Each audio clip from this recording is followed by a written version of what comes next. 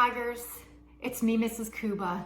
I've missed you a lot, but I'm glad that we can be resourceful and find opportunities like this to get together. I know I must look a mess. I woke up this morning to make muffins to surprise my family.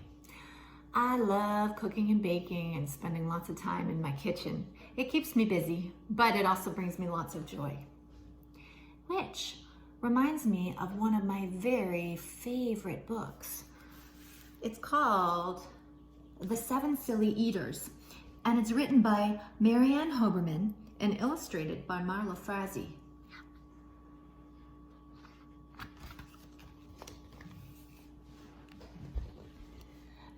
Not so long ago, they say, a mother lived just like today.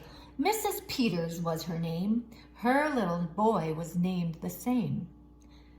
Now Peter was a perfect son in every way, except for one. When Peter was just 1 year old, he did not like his milk served cold. He did not like his milk served hot. He liked it warm. And he would not drink it if he was not sure it was the perfect temperature. But Mrs. Peters did not mind. She was a mother sweet and kind. And when his milk spilled on the floor, she patiently prepared some more. She'd take the bottle from the shelf and chuckle softly to herself. What a silly sort of eater is my darling baby Peter. When Peter had not yet turned 2, another baby, sweet and new, was born. Dear Lucy, small and fair, with big blue eyes and curly hair. But long before this child was grown, she had opinions of her own, of what she'd eat and what she'd not. She hated milk, both cold and hot, and warm was worst of all. Instead, whenever Lucy dear was fed, she bellowed for pink lemonade. Oh, not from a can. Oh no, homemade. But Mrs. Peters did not mind. She squeezed each lemon to its rind, while mopping milk up from the floor and patiently preparing more. She'd take the lemons from the shelf and giggle softly to herself. What a silly pair of eaters are Lucy dear and Peter Peters.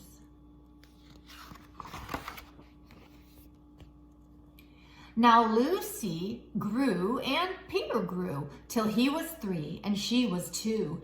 And who was 1? Why, little Jack, with eyes so brown and hair so black. A happy baby, never cross, but all he'd eat was applesauce. Peeling apples by the pound, Mrs. Peters faintly frowned. She'd take the apples from the shelf and murmur weakly to herself, "Oh, what a silly bunch of eaters are Lucy, Jack, and Peter Peters." Peter, Lucy, and young Jack had another brother, Mac. Mac was charming, round, and plump, but if his oatmeal had a lump, Mac would dump it on the cat. Mrs. Peters hated that. But since she loved her children 4, she'd strain the oatmeal 2 times more. She'd take it from the pantry shelf and mumble sadly to herself, "What a foolish group of eaters are my precious little Peters."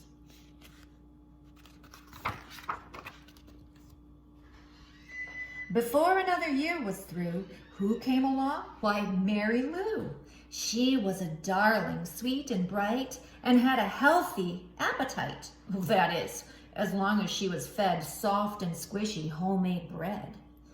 Poor Mrs. Peters got no rest, but still she did her very best. She'd take the flour from the shelf and mutter feebly to herself, "What a fussy bunch of eaters are all my lovely little Peters."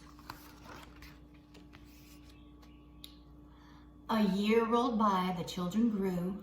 "They really are a splendid crew," sighed Mrs. Peters. "Oh, pinning pins and diapering her brand new twins. Little sisters, quick and smart, impossible to tell apart. But Flo liked poached eggs, Fran liked fried. If she mixed them up, they cried.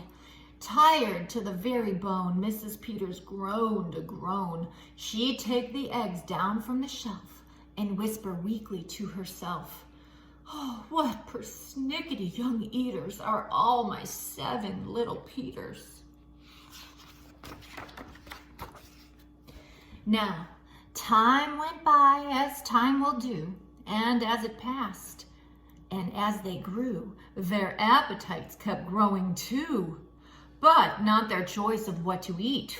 Each child continued to repeat. They wanted what they'd had before. The trouble was, they wanted more. Oh dear, look. Creamy oatmeal, pots of it. Homemade bread and lots of it. Peeling apples by the peck. Mrs. Peters was a wreck. She wiped her brow and heaved a sigh. Another year was passing by. In fact, she realized with sorrow her birthday would arrive tomorrow. Drearily she shook her head and wearily went up to bed. She thought the children had forgot her special day, but they had not. At crack of dawn, they all began to carry out their secret plan. Mrs. Peters would be fed a birthday breakfast in her bed. A breakfast made of all the foods that kept them in such happy moods. So, while their weary mother slept, down the stairs the children crept, and from the cupboards and the shelves, happily they helped themselves. Cheerfully, they chopped and stirred, preparing what they each preferred. But despite the pains they took, since nobody knew how to cook, to measure things to make them hot, the more they tried, the worse it got. First, Mac's oatmeal turned out lumpy, which made poor Mac turn grim and grumpy. In fact, the lumps got him so cross, he dumped them in Jack's applesauce. That bothered Jack so much, he threw into the dough of Mary Lou, who tossed the mismatch that made straight into Lucy's lemonade.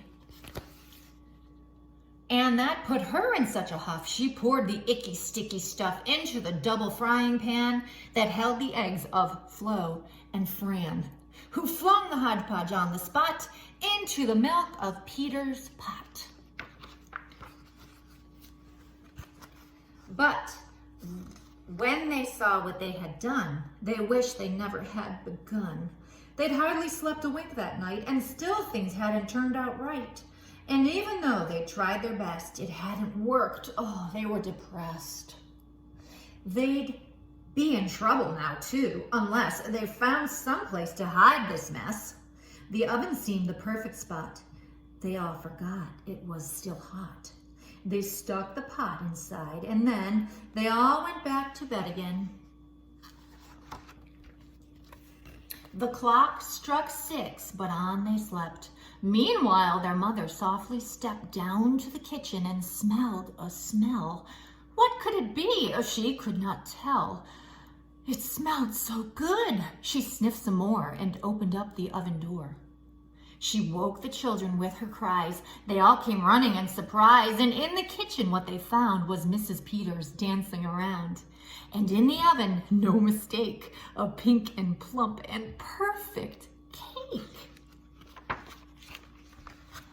And as their mother danced with glee, she cried, "A birthday cake for me? To think, I thought that you forgot a birthday cake still piping hot. Oh, now tell me, please, how did you make this pink and plump and perfect cake, so high and light and smooth as silk?" "It's smooth as silk from all my milk," said Peter. "Lucy said it's pink from all my lemonade, I think." And from my apples, added Jack. My oatmeal made it soft, said Mac. My bread dough too, said Mary Lou. Said Fran and Flo. As for its size, it was our eggs that made it rise. Then everybody sniffed some more and danced around the kitchen floor. They put the cake upon a dish and lit the candles. Make a wish, the children cried, before you blow, and Mrs. Peters did just so. And what is more, her wish came true, as birthday wishes always do. And from that day to this, 'tis said that Peter's family all is fed a single simple meal, just one, a meal that's good for everyone, a meal on which they all agree, made from their secret recipe. They all take turns in mixing it. They all take turns in fixing it. It's thick to beat and quick to bake. It's fine to eat and fun to make. It's Mrs. Peters' birthday cake. I hope you enjoyed that story as much as I do, and I hope it might inspire you as Mother's Day is just a few days away. It was wonderful spending time with you, and I hope to see you soon. Bye.